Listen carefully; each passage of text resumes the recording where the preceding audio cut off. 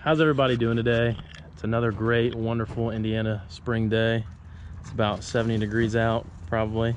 And I just kind of want to make a small video on what it costs to build a Fummins. These are getting more and more popular, I see, as days go by. They're getting very popular. I just kind of wanted to touch base on the main points of what it's going to cost for you to build one of these trucks. Now, I'm not going to go over everything I didn't need. I'm going to go over stuff that you need if you have a 7.3, this body style, and you want to put a Cummins in it. This may apply to other years, but for the most part, this is going to apply to 94 to 97, 7.3 diesels or 460 gas. It doesn't really matter for the build that I've done. If you have either one of those platforms in that year, this should be something pretty good that you can go off of and be able to kind of count on if you want to build one, thinking about buying one, you know, is it worth it? You know, it takes a lot of time to do this, and this is not a project that you're going to accomplish, in my opinion, under any circumstance in a couple weeks if you want it done right, because you're always going to run into stuff. Every truck is going to be a little different in some way, and you're just going to run into issues. But it's a project, it's fun. Now that it's done, I enjoy this truck more than any other vehicle I've ever owned, and it just feels good knowing that I built it myself. Now, of course, I had other people help me with stuff that, you know, I wasn't capable of doing, like some of the body work. I'll tell you what the main thing was, which it doesn't really apply to this video, but here I go, getting off topic. Body panels. I could have not lined these body panels up by myself. I had to have someone come help me. This truck was completely rusted out. I'm going to go to a clip right now before I started doing this truck when it was a before I started working on this truck when it was a 7.3. I'm going to transfer to that right. So this is the 7.3 we're going to be removing from the truck. Giving out the factory direct injection turbo diesel cover on it. Factory intake with a K&N drop-in replacement. How cool is that? I mean, this is a clean motor. The guy's supposed to be coming to look at it. He's going to drive the truck before I pull it, so he knows what he's getting, and then he's going to put a deposit down. Hopefully come get it once I pull it out, just so you guys have an idea.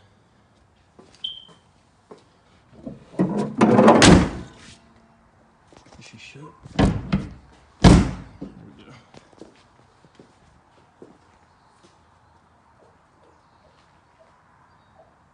So stay tuned for more content, guys. Definitely excited. Here she is, all filthy.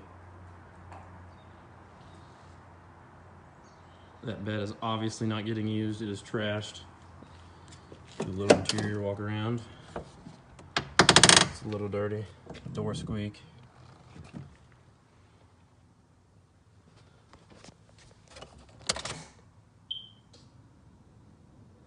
$361. Got the power Super Duty seats in the front. Manual lumbar.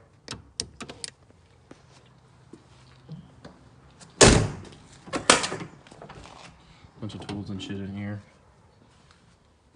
She's filthy, but you get the idea. Spare battery for whenever the 7.3 wouldn't start over the winter. Yeah, this bed is, it's not getting used. These are the wheels we're gonna run on the truck. I'm happy with them. I honestly wouldn't mind to have a 22 by 10. This is a 22 by 12 with a 305 50 20. I don't know what ply they are. They're just Nitto 420s, obviously. We're gonna do a roll pan on the new bed. We don't even have a bumper on there right now. We'll walk around. We gotta change the front door. Like you see, we changed those doors over there. We gotta change the front one, but the back one we're actually gonna be able to use. Show you guys the motor that's going in it. All of her glory. Oh yeah. I've actually been slowly piecing this thing together for almost, it's going on, it's getting close to the year mark. I mean, I would say probably 7 months now. Maybe not quite, maybe 6 months. Maybe it's 6 months, time flies, I don't know. We've got some time left. We're not going fast. And there's our built transmission, mild built transmission. Full manual valve body. 180 pump, all stock. Stock high output injectors, shied 84 lines. It's filthy right now. It's been sitting. I haven't messed with it for, it's been a minute. Okay, so now we're back. That was about November, December, no, it would have been January, February 2018. So right at about 14 months ago. And that's the truck before, and here's after. The swap was done, and I just kind of want to touch base on everything. Did it cost to do this? So I'm going to stop talking and get to work. So the first thing you're going to need to do this, you're going to have to buy an engine. I bought this 24 valve engine for $1,000. In theory, I could have put it, I had a ECM, PCM, I had everything, came with the truck. I pretty much bought half the truck frame up with all the wiring on it for $1,000. I looked around and found a good deal. Some may pay more, some may pay less. That's what I paid. $1,000. I didn't want to run the VP44, so I bought a complete 12 valve engine. That cost me another $1,000. Now I took the injection pump off of it. I took the timing cover off of it. I took the oil lines off, just anything else that I would need to kind of swap over to the P pump that didn't come on the engine. I took all that stuff off, and I sold that as a long block for $800. So I got $800 of my money back, so I only have $200 in the P pump swap so far. So another thing I had to buy was these injection lines. These are about $600. You can bend your own, but it's kind of hard, and it just doesn't look very good. So I went ahead and went with these shied lines. They're about $600, I think, shipped. Before you, okay, so now we've got our engine built, you know, well, for the most part. Gaskets, we'll just say $200 on a gasket set, new head gasket. I got new Mighty head bolts. They were $140. We've got our engine where we can set it down in the truck, but we need engine mounts. So I went to the diesel conversion specialist. They use factory holes in the Ford frame. Very easy to install. Just 4 bolts on the side of the block and 1 bolt through the frame. They do not require any cross member modifications, and it is possible to get the valve cover off. It's a little tricky. You have to take the cross member under the truck out, but you can get the valve cover off, and it has plenty of room for electric fans, which I have not done yet. So now we've got our engine set in here. We had to have an air setup, obviously, so we're just running a stock 24 valve manifold that came with the truck. I've ran this HE351. I picked this up for about $200. This piping, these were like $40 a piece for these 3-inch 90s. So all the intercooler boots, I'm just going to round up, I'll say $100 for all the boots. The intercooler itself was $150, and the K&N air filter and a stock Dodge, that was free. It came with the engine. And then this I had laying around, so that doesn't cost anything. We'll say $50 on this. Radiator hoses, probably $40 for this one. I cut it in half, put this little piece in here, just a stock Dodge radiator line. The bottom one, I bought a kit from Summit Racing. It's a piece of flexible hose with an adapter. It is probably one of the more ghetto things on this build, but it works. Doesn't leak any coolant out of it, but if it were to ever break on the side of the road, I'd kind of be screwed. So we've got our air, we've got our fuel. The engine can operate now. We got our coolant, so I went through all that stuff. Obviously it has to charge. So to make it charge, this is a stock Dodge alternator, stock bracketry, stock fan and serpentine bow assembly. And then I'm just running a external voltage regulator kit off eBay. These are about $30. Heater hoses, we'll say these were probably $20 with clamps. Coolant bypass, I guess we'll go ahead and count that while we're here. That was probably about $40 to make. The BD flexible turbo drain, that was about $40. Let's see, I'm trying not to forget anything. Okay, our fuel system. In theory, you can run a 12 valve lift pump. So if you buy an engine, it's going to have a 12 valve lift pump you can run and tie into the factory lines. It'll run fine. I did go with an electric lift pump on this truck. It's a Raptor 4G. It's mounted here at the back. I have remote filter bases.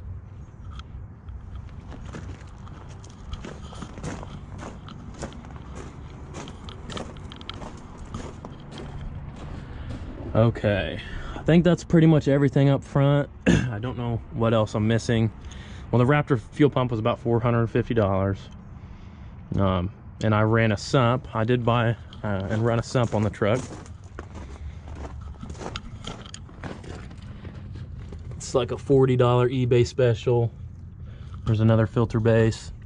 And these are new. This is a brand new fuel tank. I'm just running one fuel tank. It was about $100. You don't have to buy that, so we'll leave that off the list. Gauges. You have to be able to monitor what's going on. Now, I do not have a couple gauges in here on the dash. I've just kind of been too lazy to hook them up and source everything. I kind of wanted to do a completely new gauge cluster, but I don't know how I'm going to do the mile an hour yet, and I don't really want to run a GPS, so this is going to stay for now. But I have coolant, I have voltage, fuel, and speed. My tach does not work. My oil pressure does not work. And so here's our coolant temperature gauge, and here's our oil pressure. I put those kind of down there on the bottom of the dash, that way if I ever remove them, or when I go to remove them, I don't have a hole in my dash somewhere where I had some temporary gauges. So I think that's pretty much everything that I can cover for the engine. Just right now, miscellaneous items I know I had to go buy. I'm just gonna go ahead and add between like this solenoid here, having to buy this throttle cable bracket. I'm just gonna go ahead and add on, because I know I spent it. We'll just add on $500 right now for miscellaneous items that I had to purchase to make this happen. So we'll add that on right now. But yeah, so as of right now, that's what it costs to do to put the engine in the truck. But to make it drive, whenever I first built this truck, it was a 5-speed. So I ran an NV4500 out of second gen Dodge diesel. I ran a South Bend dual disc clutch. All together, I bought the transmission used for $1,500 with transfer case, and $600 for the clutch. It was also used, but it was like brand new. I mean, that's just the deal I got on it. I had to buy a slave cylinder setup, which is no longer there. And that, I had to buy the one off of, I had to buy just a whole Ford kit to run a ZF 5-speed. And then I bought a whole Dodge kit to run an NV4500. And I took them apart, and they will actually interchange. You use the Dodge hose, and the only thing you use out of Ford really is the master cylinder itself, clutch master cylinder. Yeah, and then the drive shaft was roughly, I want to say that I have about $250 to $300 in the drive shaft. So at this point, you get all that done, all the money we've spent so far. In theory, the truck's going to drive. It's going to be a moving vehicle again. Now, a couple things I do have left to do is hook the tach up and do a front drive shaft. This is a 97 truck, like I said, 370,000 miles on the truck. I picked this truck up for about $4,000 a little over a year ago. And it was, like I said, it was completely rusted out, but I think I've pretty much touched base on everything. I know I'm forgetting some stuff. If you guys have any particular questions on anything, just leave them down below, and I will do my absolute best to get to them. But sometimes I won't even see a comment. If it's something that you really need to know, bug us on Instagram. I'll put the Instagram right here, Dirty Diamond Diesel, and we will get back with you. I just kind of have a busy schedule lately, and it's hard to keep up with anything.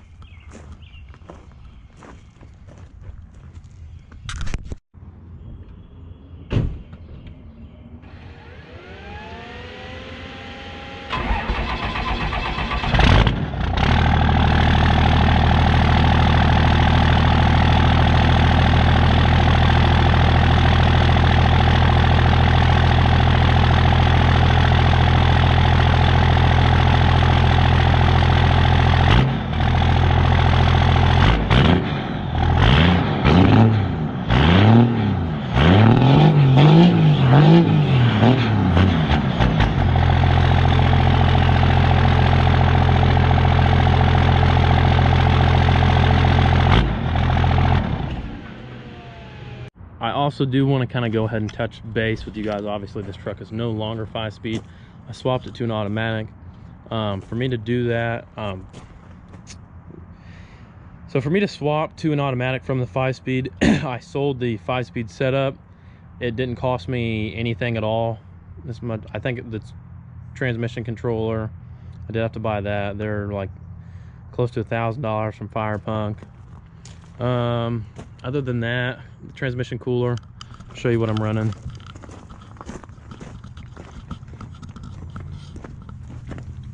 It's a D-rail. It's double stacked. It's got a nice fan on it set up to pull air through it, and it's been working out great. Haven't had any issues out of it. And the exhaust kit, that's another thing I want to touch base on. This is just the cheapest eBay 7.3 exhaust kit that is out there. It was $200. The tip was like $30, and the downpipe was $200. It is off of, I think, Diesel Auto Power is where I got it. It's for a first-gen Fummins, and it fits pretty much perfect with these engine mounts. And yeah, I basically was able to pretty much put it right on here. And another thing that you auto guys that want to do an auto are going to want to know, go ahead and just jump down here and show you.